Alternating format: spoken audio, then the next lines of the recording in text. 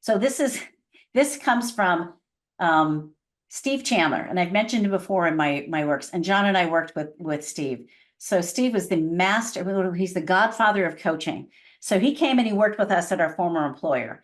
And I will tell you this story before I pop this up. As this is like 16, 17 years ago, and our biggest challenge in HR is that I don't want to say we didn't have a seat at the table. We had certain groups that weren't listening to us. And so what happened is that we called Steve in and we're like, Steve, we're having problems. Please help us. And he looked at us and he said, okay, what's not working? And we told him because we whined and complained. And he said, what is working? What do you do well?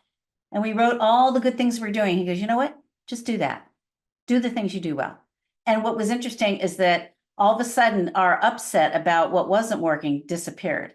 And so I don't want to say I was the queen, I was the leader of the victim. So I was the one complaining. So believe me, I've had my situation before too. But this is victim language.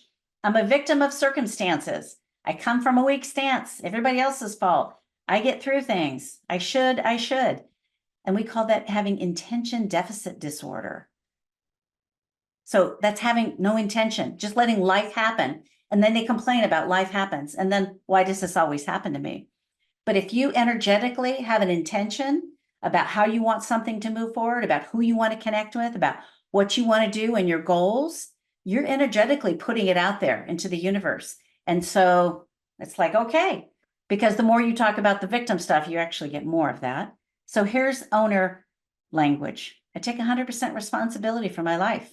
I come from a strong stance. I take responsibility for my actions. What can I learn from this experience? I will, I intend to, I choose to. Those are all powerful statements. And then what lesson is coming forward to learn? So, and believe me, I have a whole program on this. And so, but this is just finding the distinction between the two.